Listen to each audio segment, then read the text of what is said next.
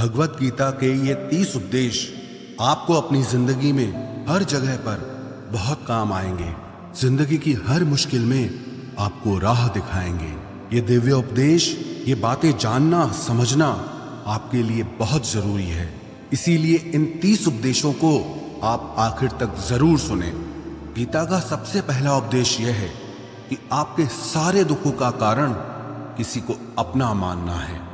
आप कभी गौर करना, आपकी जिंदगी के सारे दुख, सारी तकलीफें, सारी चिंताएं वहीं से आती है जहां आपका अपनापन होता है कि ये मेरा है, ये मेरा अपना है। वहीं से आपकी जिंदगी में दुख आना शुरू हो जाते हैं। एक व्यक्ति के पास एक बहुत बड़ा महल था। उसने जिंदगी भर की सारी संपत्ति लगाकर उस महल को बनाया था। आसपास के शहरों के कई लोग उसके महल को देखने आते थे। कई बड़े बड़े सेठ उसके महल को खरीदने की कोशिश करते थे, पर वो महल उसका अहंकार था, उसकी जीने की वजह था।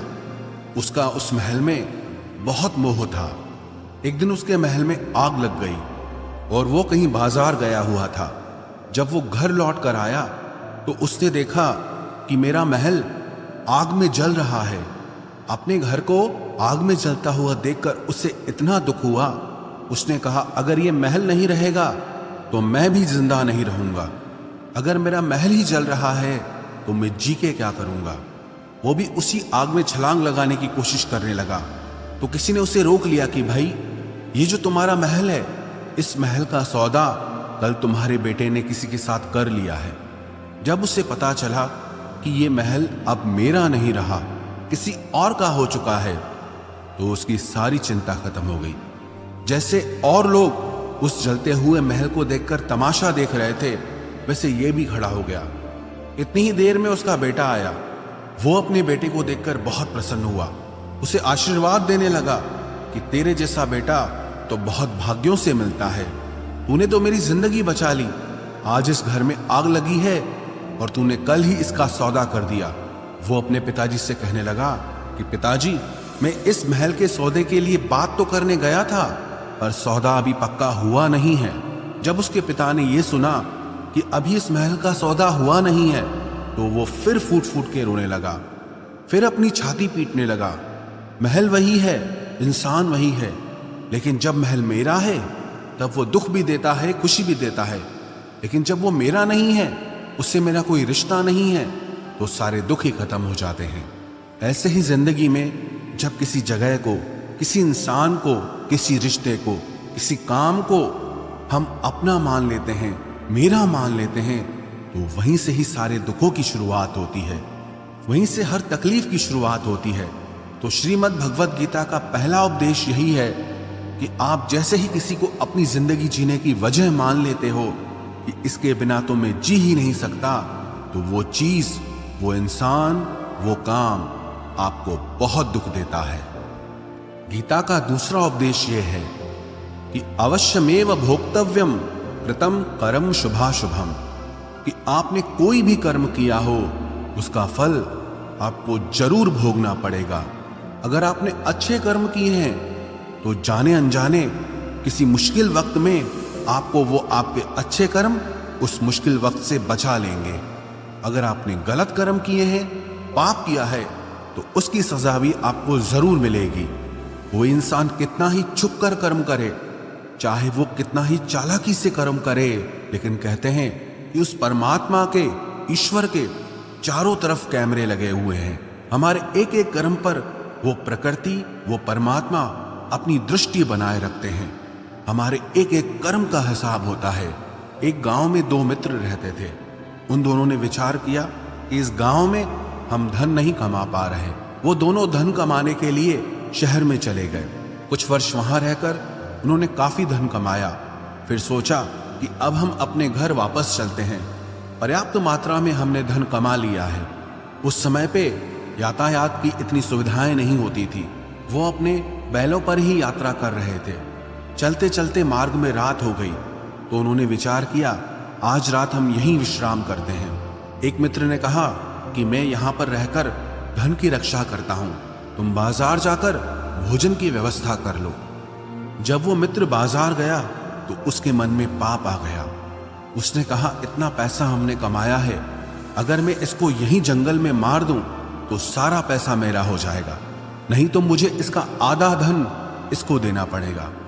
मन में ये खोट आने पर उसने अपने मित्र के खाने में जहर मिला दिया, और जब वो खाना लेकर के अपने मित्र के पास गया, उसका मित्र वो जहर वाला खाना खाकर वहीं पर उसकी मृत्यु हो गई। वो व्यक्ति सारा धन लेकर के अपने घर वापस आ गया। फिर उसके घर में एक पुत्र ने जन्म लिया। जब उसका बेटा पैदा हुआ तो वो बहुत बीमार रहता था। उसने अपने जीवन में जो कुछ भी धन कमाया था, उसका वो सारा धन अपने बेटे के इलाज में ही खत्म हो गया। बेटा बड़ा होता गया और उसका धन नष्ट होता गया। जब उसका बेटा थोड़ा बड़ा हो गया तो उसके पिता ने पूछा कि बेटा, तू इतना बीमार क्यों रहता है, तू ठीक क्यों नहीं होता? मैंने अपनी जिंदगी का सब कुछ तुझ पे लगा दिया, पर फिर भी तेरी तबीयत ठीक नहीं रहती। तो उसके बेटे ने बोला, कौन सा बेटा और कौन सा पिता? मैं तेरा वही मित्र हूं जिसको तूने जंगल में जहर दे के मार दिया था, लेकिन मैं अपना वही हिसाब पूरा करने के लिए तेरे पुत्र के रूप में तेरे घर में आया हूं। अब मेरा तेरा हिसाब बराबर और मेरा जीवन अब यहीं समाप्त होता है। तो गीता का उपदेश हमें यही सिखाता है, कोई अपने आप को कितना भी चालबाज समझता हो, होशियार समझता हो, लेकिन अगर उसने गलत कर्म किया है, चाहे आज नहीं तो कल उसे उसका फल भोगना ही पड़ेगा। कोई भी व्यक्ति अपने किए हुए कर्म से बिना उसको भोगे कभी छूट नहीं सकता। गीता का तीसरा उपदेश यह है कि आज में जियो, कल की चिंता करना छोड़ दो। जो भी व्यक्ति अपने बीते हुए कल या अपने आने वाले कल में खोया रहता है, वो जिंदगी में कभी खुश नहीं रह सकता। आपको जिंदगी में खुशी सिर्फ और सिर्फ तब मिल सकती है जब आप वर्तमान में जी सके, आज के आनंद को जी सके। बीते हुए कल का और आने वाले कल का कोई वास्तविक अस्तित्व नहीं होता, वो सिर्फ आपकी बुद्धि और आपके विचारों में होता है। उसकी कोई वास्तविकता नहीं होती, उसे सिर्फ आप अपने मन के अंदर और बुद्धि के अंदर जीते हैं। लेकिन जिसे आप वास्तविकता में जीते हैं, वो आपका आज होता है, वो आपका चल रहा पल होता है। अगर आप अपने मन और बुद्धि को अपने कल में अटका के रखेंगे, अपने भूतकाल और भविष्यकाल में अटका के रखेंगे, तो याद रखना आप कभी खुश नहीं रह पाएंगे। और अगर जिंदगी में खुश रहना चाहते हैं तो आज में और इसी पल में जीना सीखें। गीता का चौथा उपदेश यह है कि जो आपके साथ अधर्म करे, पाप करे, गलत करे, उसे दंड जरूर देना चाहिए। अगर आप उसे सहते हैं तो वो आपके साथ और गलत करता है। अगर आप उसे सहते हैं तो उसके पाप में आप भी भागीदार हो जाएंगे। अर्जुन श्री कृष्ण से कहने लगा कि जिनसे मैं युद्ध करने जा रहा हूं, ये सब मेरे भाई हैं, मेरे गुरुजन हैं, मैं इनके सामने कैसे हथियार उठाऊं, इनको कैसे मारूं? तो भगवान श्री कृष्ण ने अर्जुन से कहा कि जिन्हें तू अपना मानता है वो सब अधर्मी हैं, वो पाप के पक्ष में खड़े हैं, और अगर तू इनका वध नहीं करेगा, युद्ध नहीं करेगा, तो समाज में और भी पाप बढ़ेगा। क्योंकि जब कोई ऐसे पापियों को नहीं रोकता है तो ये और भी ज्यादा पाप करते हैं। ऐसे ही जब आपके साथ कोई गलत करता है, आपको चोट पहुंचाता है, दुख पहुंचाता है, और आप वो चुपचाप सहते रहते हैं, तो उससे सामने वाले को बल मिलने लगता है, वो आपको कमजोर समझने लगता है, और आपके साथ गलत करने को वो अपना हक समझने लगता है। लेकिन जब आप उसके गलत व्यवहार को, उसके अधर्म को रोक लेते हैं, उसका विरोध करते हैं, तब वो अपनी सीमा में रहना सीख जाता है। ये कलयुग है। अगर इस जमाने में आपको खुश रहना है तो आपको अपनी रक्षा खुद ही करनी होगी। कोई आपके साथ गलत करे तो उसको कभी नहीं सहना चाहिए, बल्कि उसका सामना करना चाहिए। गीता का पांचवा उपदेश यह है कि किसी से भी हद से ज्यादा मोह कभी मत करना। जिसमें भी आप सबसे ज्यादा मोह लगाओगे, देखना वो आपको जरूर रुलाएगा। मोह के वजह से ही आप किसी के पीछे मरते रहते हैं। मोह के वजह से ही आपको कई बार अपना अपमान भी सहना पड़ता है, और कई लोगों को मोह की वजह से ही अपना अपमान दिखता तक भी नहीं है, कि सामने वाला मेरी इज्जत तक नहीं कर रहा और मैं उसके पीछे मर रहा हूं। मोह आपकी आंखों पे ऐसी पट्टी लगा देता है कि आपको सच और झूठ दिखाई ही नहीं देता, आपको किसी इंसान का चेहरा दिखाई ही नहीं देता। आप जो देखते हैं, जो सुनते हैं, उसी पर यकीन कर लेते हैं, फिर चाहे आपको कितना ही दर्द मिल रहा हो। अगर आप किसी इंसान को ठीक से समझना चाहते हैं, किसी की सच्चाई जानना चाहते हैं, तो उसके लिए ये बहुत जरूरी है कि आप उसके मोह से जल्दी बाहर आ जाएं। वास्तविकता में रिश्ते दुख नहीं देते, आपका मोह आपको दुख देता है। जिस दिन मोह खत्म, उस दिन आपको किसी भी रिश्ते से कोई दुख नहीं मिल सकता, क्योंकि आपको फिर कोई फर्क ही नहीं पड़ेगा। गीता का छठा उपदेश यह है कि आप वो मत करो जो सब करते हैं, बल्कि वो करो जो आपके लिए सही है। स्वधर्मम निधनम श्रेय परधर्मो भयावह। श्री कृष्ण ने अर्जुन से कहा कि जो तेरा कर्तव्य है, जो तेरे लिए सही है, जो तुझे करना चाहिए, तू वो कर। तू कभी भी वो काम मत कर जो दुनिया कर रही है, क्योंकि अर्जुन श्री कृष्ण से कहने लगा कि ऐसे भयंकर युद्ध में पड़ने से अच्छा है कि मैं सन्यासी बन जाऊं। तो श्री कृष्ण ने अर्जुन से कहा कि सन्यासी बनना तेरा कर्म नहीं है, तेरा धर्म नहीं है, तू क्षत्रिय है। तेरा कर्म और तेरा धर्म यही है कि तू अधर्म का नाश करे, धर्म की रक्षा करे। ऐसे ही हर इंसान का एक अलग कर्तव्य होता है, एक अलग ही मार्ग होता है। तो कभी भी उस मार्ग पे मत जाना जहां सारी भीड़ जा रही हो। कभी भी वो काम मत करो जो दुनिया करती है कि आजकल ये ट्रेंड हो गया है, ये फैशन हो गया है, सब करते हैं इसलिए हम भी कर रहे हैं। सारी भीड़ यही काम कर रही है इसलिए हम भी यही कर रहे हैं। अगर आप वो करोगे जो भीड़ कर रही है तो आप भी उसी भीड़ में कहीं खो जाओगे। लेकिन अगर आप वो करोगे जो आपके लिए सही है, जो आपकी प्रतिभा है, तो दुनिया की सारी भीड़ में भी आप सबसे अलग नजर आओगे। गीता का 7वां उपदेश यह है कि जिंदगी में धोखा अपने ही देते हैं, क्योंकि उनको आपकी कमजोरियों का पता होता है। बाहर वाला आपको धोखा नहीं दे सकता, क्योंकि उसको आपके बारे में पता ही नहीं है कि आपको चोट कहां पहुंचती है। लेकिन जो आपका अपना है, आपका खास है, उससे बहुत गहराई से पता होता है कि इसकी कमजोरी क्या है, क्या ऐसा करें जिससे इसको दर्द पहुंच सकता है, जिससे इसको हम नीचा दिखा सकते हैं, इसको चोट पहुंचा सकते हैं। ये कलयुग है, इसमें बाहर वालों से नहीं, जो हमारे अपने हैं उनसे ही सावधान रहना होता है। महाभारत का युद्ध दो अलग राजाओं में नहीं हुआ, बल्कि एक ही परिवार के भाइयों में हुआ था। सब आपस में एक ही वंश के लोग थे। कितनी बार दुर्योधन ने जहर देकर के भीम को मारना चाहा, न जाने कितनी बार दुर्योधन ने पांडवों को जान से मारने की कोशिश की। वो उसका पराया नहीं था, उसका भाई था। सारी लड़ाइयां घर के अंदर ही होती है, बाहर कौन लड़ेगा हमसे, घर में ही सारे झगड़े होते हैं। तो आपको चोट सिर्फ वही लोग पहुंचा सकते हैं जो आपके अपने हैं। आपको धोखा सिर्फ वही लोग दे सकते हैं जो आपके अपने हैं। गीता का 8वां उपदेश यह है, जो इंसान अपनी रक्षा खुद नहीं कर सकता, उसकी रक्षा भगवान भी नहीं कर सकते। श्री कृष्ण ने अर्जुन से कहा, तस्मात् सर्वेषु कालेषु माम अनुस्मर युध्य च, कि हे अर्जुन, तू हर काल में मेरा स्मरण करते रहना और युद्ध भी करते रहना। अर्जुन ने श्री कृष्ण से पूछा कि ये युद्ध तो कुछ दिनों में समाप्त हो जाएगा, लेकिन आप कह रहे हैं कि तू हमेशा मेरा स्मरण करता रहे और युद्ध करते रहना। हमेशा युद्ध करने का क्या मतलब है? तो श्री कृष्ण ने अर्जुन से कहा कि ये जिंदगी ही रणभूमि है। इस जीवन में सुख दुख आते रहेंगे और तुझे उनका डट के मुकाबला करना है। श्री कृष्ण ने ये नहीं कहा कि तू चुप करके बैठ जाना और मैं लड़ाई करूंगा। बहुत गहराई है गीता के ज्ञान में। हमारे जीवन की डोर भी संभाल के ईश्वर बैठे हैं, लेकिन युद्ध हमें ही करना है।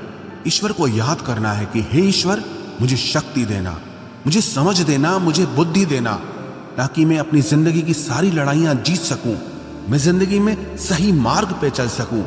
लेकिन आपको अपनी लड़ाई भी खुद लड़नी पड़ती है। जो लोग ये कहते हैं कि हम कुछ नहीं करेंगे, सब वो ईश्वर करेगा, तो कहते हैं कि आलसी इंसान को देखकर तो भगवान भी घबरा जाता है। कि ये कुछ नहीं करेगा। भगवान ने बुद्धि दी है, समझ दी है।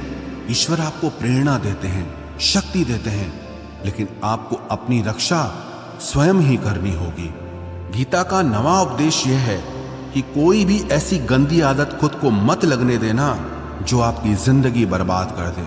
कहीं ना कहीं महाभारत का ये युद्ध एक जुआ की आदत की वजह से ही शुरू हुआ था। सारा खेल वहीं से शुरू हुआ था। एक ऐसी जुआ की लत जहां युधिष्ठिर ने अपने भाइयों को दांव पर लगा दिया, अपनी पत्नी को दांव पर लगा दिया। ऐसा जीतने का नशा कि अपना सब कुछ गंवा दिया। ऐसे ही हम भी अपनी जिंदगी में जब कोई ऐसी गंदी आदत लगा देते हैं, चाहे वो कोई भी हो, चाहे वो नशे की हो, मोबाइल की हो, किसी इंसान की हो, कोई गलत काम करने की हो, कोई भी गलत आदत जो आपको बर्बाद कर सकती है, अगर आप उसको नहीं छोड़ोगे तो आपका सब कुछ खत्म हो जाएगा। इससे पहले कि आपकी आदत आपको खत्म करे, आप अपनी गलत आदतों को खत्म कर दीजिए। गीता का 10वां उपदेश यह है कि आलसी इंसान कभी कुछ हासिल नहीं कर सकता।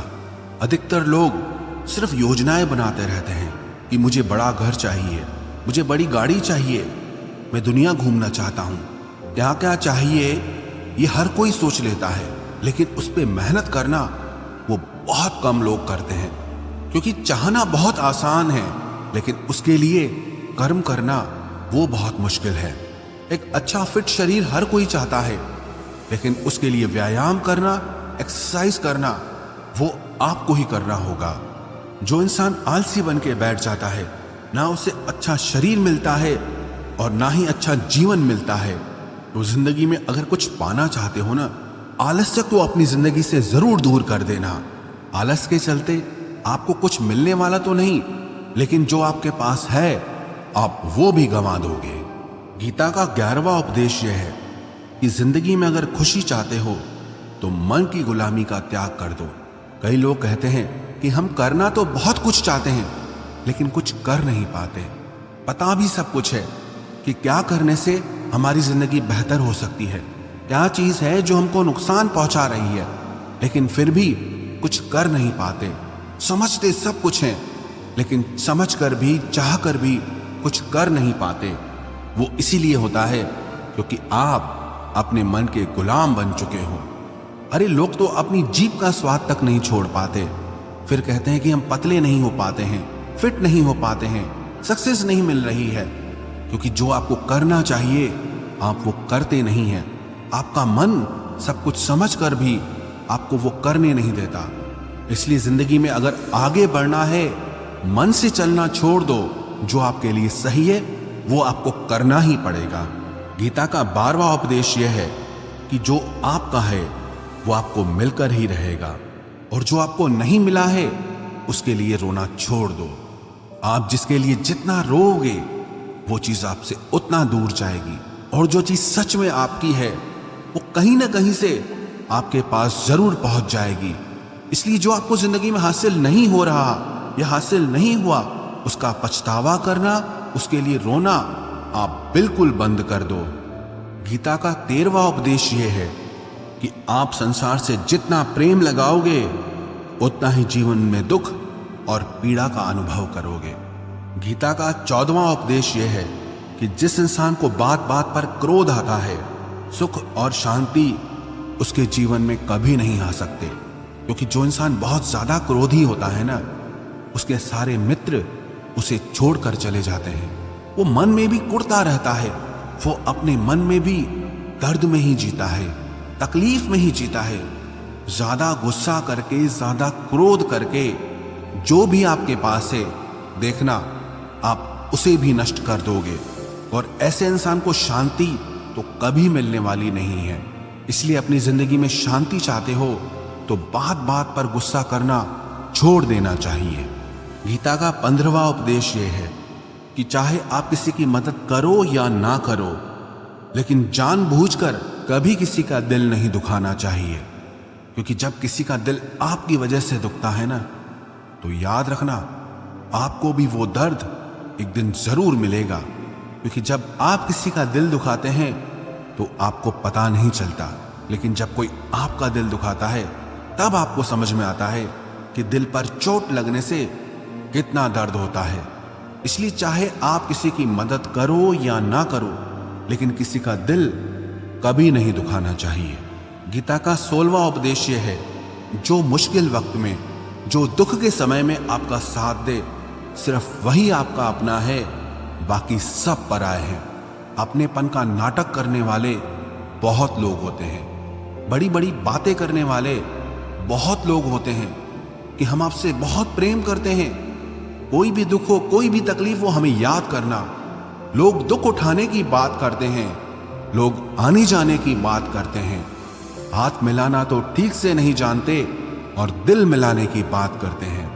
जब सच में आपकी जिंदगी में तकलीफ आएगी ना, तब आपको समझ में आ जाएगा कि आपका साथ देने के लिए कौन खड़ा है। क्योंकि उस समय पे सारे लोग भाग जाते हैं, क्योंकि लोगों को पता होता है कि ये व्यक्ति हमारे पास आया तो हमसे मदद ही मांगेगा, हमको कुछ दे नहीं पाएगा। लोग आपसे सिर्फ तभी रिश्ता रखते हैं कि आप उन्हें कुछ दे सकते हैं, आपसे उन्हें कुछ फायदा हो सकता है। लेकिन जब लोगों को ये पता चल जाता है, समझ में आ जाता है कि उनको आपसे कोई फायदा नहीं होने वाला, बल्कि उनको आपकी मदद करनी पड़ेगी, तो वो आपको दूर से ही देख के भाग जाते हैं। इसलिए जो आपके मुश्किल वक्त में आपके साथ खड़ा हो जाए, सिर्फ वही आपका अपना होता है, बाकी इस दुनिया में सब पराए हैं। क्योंकि सिर्फ अपना अपना कह देने से कोई अपना नहीं हो जाता। गीता का 17वां उपदेश यह है कि जो कुछ भी होता है अच्छे के लिए होता है, जो हो रहा है वो भी अच्छे के लिए हो रहा है, और जो आने वाले भविष्य में होगा वो भी अच्छे के लिए होगा। हालांकि ये बहुत गहरी बात है। कुछ चीजें जिंदगी में ऐसी होती हैं जो हमें लगता है कि मेरे साथ ही ऐसा क्यों हुआ, मेरे साथ ही होना था ये सब। लेकिन जब वो वक्त गुजर जाता है, एक दिन हमको समझ आता है कि अगर हमारे साथ ये सब नहीं होता तो आज हम इस मुकाम पर नहीं होते। अगर मेरे साथ ये सब नहीं होता तो शायद हमारी जिंदगी और भी बर्बाद हो सकती थी। इसलिए अगर हमको ये समझ में आ जाए कि जिंदगी में जो कुछ भी हो रहा है वो सब अच्छे के लिए हो रहा है, तो हम जीवन में हमेशा खुश रहेंगे। गीता का 18वां उपदेश यह है कि हर काम को समझदारी से करना ही योग होता है। योगः कर्मसु कौशलम। कई लोग काम तो करते हैं लेकिन उन्हें हासिल कुछ नहीं होता। बहुत लोग कहते हैं कि हम बहुत मेहनत करते हैं, तब भी जिंदगी में सफलता हासिल नहीं हो रही। बहुत कुछ करने से, बहुत मेहनत करने से आपको सफलता नहीं मिलेगी, लेकिन सही तरीके से, समझ के साथ काम करने से आपको जिंदगी में सफलता जरूर मिलेगी। गीता का 19वां उपदेश यह है कि कभी भी किसी भी चीज की अति नहीं करनी चाहिए। कोई भी चीज हद से ज्यादा मत करना। किसी से प्रेम भी हद से ज्यादा मत करना। किसी से नफरत भी हद से ज्यादा मत करना। हद से ज्यादा मीठा भी खराब, हद से ज्यादा कड़वा भी खराब। हद से ज्यादा आराम भी आपको बीमार कर देगा। हद से ज्यादा खाना भी आपको बीमार कर देगा। हद से ज्यादा भूखा रहना भी आपको नुकसान पहुंचाएगा, और हद से ज्यादा जागना भी आपको बहुत नुकसान पहुंचाएगा। तो जीवन को संतुलन के साथ जीना चाहिए। जैसे ही आप संतुलन खो देते हैं, वैसे ही आपके जीवन में दुर्घटना हो जाती है। गीता का 20वां उपदेश यह है कि जिसे आप सबसे ज्यादा महत्व दोगे, वो आपको कभी महत्व नहीं देगा। आपने कभी गौर किया कि आपका अपमान कौन लोग करते हैं? आपका अपमान सिर्फ वही लोग करते हैं जिसे आप सबसे ज्यादा महत्व देते हैं। दूसरों की इज्जत करना अच्छी बात है, पर दूसरों की अगर बहुत ज्यादा इज्जत करोगे तो उनकी नजर में आपकी ही इज्जत खत्म हो जाती है। इसीलिए किसी को भी कभी भी अपना सब कुछ नहीं बनाना चाहिए कि तुम ही मेरे सब कुछ हो। जैसे ही आप किसी को सब कुछ बना लेते हैं अपना, तो आप उसके लिए कुछ भी नहीं रह जाते। इसलिए लोगों को इज्जत उतनी ही देनी चाहिए जितना वो हजम कर सकें। हद से ज्यादा इज्जत देना आपकी ही बेइज्जती करवा सकता है। गीता का 22वां उपदेश यह है कि किसी पर भी आंख बंद करके भरोसा मत करना। जैसे महाभारत की कथा में दुर्योधन ने कितनी बार षड्यंत्र करके पांडवों को मारने की कोशिश की, आग में जलाने की कोशिश की, और वो धर्म पे चलने वाले लोग बार बार उसकी बातों में आ जाते थे। ये बात और है कि ईश्वर उनकी रक्षा कर रहे थे, पर जिसे वो अपना भाई समझ रहे थे, जिसे वो अपना सगा समझ रहे थे, जिस पे वो भरोसा कर रहे थे, वही उनकी मृत्यु करवाना चाहता था। इसीलिए भरोसा करते समय अपनी आंखें जरूर खुली रखना। गीता का 23वां उपदेश है, जिसके साथ सत्य और ईश्वर की शक्ति है, चाहे सारी दुनिया उसके खिलाफ हो जाए, लेकिन अंत में जीत उसी की होती है। श्रीमद् भगवत गीता में 18 अध्याय हैं, 700 श्लोक हैं। गीता का आखिरी श्लोक है, यत्र योगेश्वरः कृष्णो यत्र पार्थो धनुर्धर तत्र श्रीर विजयोर्भूतिर ध्रुवानी तिर्मतिर्मम। धृतराष्ट्र बार बार संजय से पूछता था कि बताओ युद्ध में कौन जीत रहा है, कौन हार रहा है, क्योंकि उसे विश्वास था कि महापराक्रमी भीष्म पितामह मेरे पक्ष में हैं, गुरु द्रोणाचार्य वो मेरे पक्ष में हैं, कर्ण मेरे पक्ष में हैं, तो हमें कौन हरा सकता है। लेकिन संजय ने धृतराष्ट्र से कहा कि जहां पर ईश्वर है, जहां पर सत्य है, हमेशा वही जीतता है। चाहे आपके पास कितनी भी शक्ति क्यों ना हो, लेकिन सत्य और ईश्वर जिसके साथ खड़े हो जाएं, उसे दुनिया में कोई भी नहीं हरा सकता। गीता का 24वां उपदेश है कि जीवन में लड़ाई झगड़े से बचना चाहिए, लेकिन जब बात आपके चरित्र, सम्मान और अधिकार की हो तो लड़ना भी चाहिए। अर्जुन भी महाभारत का युद्ध करना नहीं चाहता था, क्योंकि सामने उसके अपने खड़े थे, लेकिन श्री कृष्ण ने उसे उपदेश दिया कि यहां पर बात लड़ाई की नहीं है, तेरे सम्मान की है, तेरे चरित्र की है, तेरे अधिकार की है। जो द्रौपदी के साथ कौरवों ने भरी सभा में अपमान किया, उसे नग्न करने की कोशिश की, इतना बड़ा अधर्म किया, वो तुम्हें कभी नहीं सहना चाहिए। इसलिए बात जब आपके चरित्र पे आ जाए, आपके सम्मान पे आ जाए, तो चाहे वो अपना ही क्यों ना हो, आपको उसके साथ जरूर लड़ना चाहिए। गीता का 25वां उपदेश यह है, चाहे कितना भी बुरा वक्त आ जाए, लेकिन जो इंसान जिंदगी में हिम्मत नहीं हारता, वो सब कुछ हासिल कर सकता है। जब पांडव लोग जुए में सब कुछ हार गए, उनको 12 साल के लिए वनवास मिला और 1 साल के लिए अज्ञातवास मिला। वो भिक्षा करके अपनी जिंदगी को पालते थे, जंगलों में भटकते रहते थे, भयानक जानवरों के बीच, लेकिन इतना मुश्किल वक्त झेलने के बाद भी आखिरी में विजय उन्हीं की हुई, क्योंकि उन्होंने अपने अंदर में कभी हिम्मत नहीं खोई थी। ऐसे ही आपकी जिंदगी में कितना ही मुश्किल वक्त क्यों ना आ जाए, लेकिन आपके अंदर अगर हिम्मत है तो जीत आपकी ही होगी। गीता का 26वां उपदेश यह है कि जो किसी और का है उस पर कभी अधिकार मत जमाना, कभी कब्जा मत जमाना। जब शकुनी ने षड्यंत्र करके पांडवों को हस्तिनापुर से अलग करवा दिया, एक खांडव प्रस्थ का राज्य दे दिया, जहां की भूमि भी बंजर थी, जहां कुछ नहीं हो सकता था, लेकिन पांडवों ने उस शहर को इतना सुंदर बनाया, इतना वैभवशाली बनाया कि हस्तिनापुर भी उसके आगे फीका लगने लगा। और उनके उस वैभव को देख के, सुख को देख के दुर्योधन अंदर ही अंदर जलता था। उसने कई बेईमानियां करके, षड्यंत्र करके उनका वो खांडव प्रस्थ भी उनसे छीन लिया। जो चीज उसकी नहीं थी उस पर कब्जा किया। तो उसका आखिर में परिणाम यही हुआ कि जो चीज उसके पास थी वो भी उसके पास नहीं रही। इसलिए जो आपका नहीं है कभी उस पर अधिकार नहीं जमाना चाहिए। गीता का 27वां उपदेश यह है कि वही इंसान जिंदगी में सफल माना जाएगा जो अंदर से हमेशा खुश रहता है। बाहर से तो सब खुश दिखाई देते हैं, लेकिन अंदर से इंसान अशांति से भरा रहता है। बहुत पैसा कमा लिया, कामयाबी हासिल कर ली, लेकिन वो कामयाबी असली नहीं है। असली कामयाबी तब मानी जाएगी जब आपका मन खुश रहता हो। गीता का 28वां उपदेश यह है कि आप जैसा अन्न खाओगे वैसा ही आपका मन और आपकी बुद्धि होगी। आप वैसा ही कर्म करोगे, वैसा ही आचरण करोगे। सात्विक अन्न खाओगे तो आपका मन भी सात्विक होगा, सात्विक व्यवहार भी करोगे, सोच भी आपकी अच्छी होगी। तमोगुणी और रजोगुणी आहार करोगे तो आपकी बुद्धि भी वैसी होगी, आप काम भी वैसे करोगे। श्री कृष्ण ने भगवत गीता में सात्विक, राजसी और तामसी इन तीनों आहारों का विस्तार से वर्णन किया है कि क्या खाना चाहिए, क्या नहीं खाना चाहिए। पर सार यही है, जो मनुष्य सात्विकता से भोजन करता है, सात्विक भोजन करता है, उसे जीवन में शांति और सुख जरूर मिलते हैं। गीता का 29वां उपदेश है कि बुरा इंसान कभी अपनी बुराई नहीं छोड़ेगा।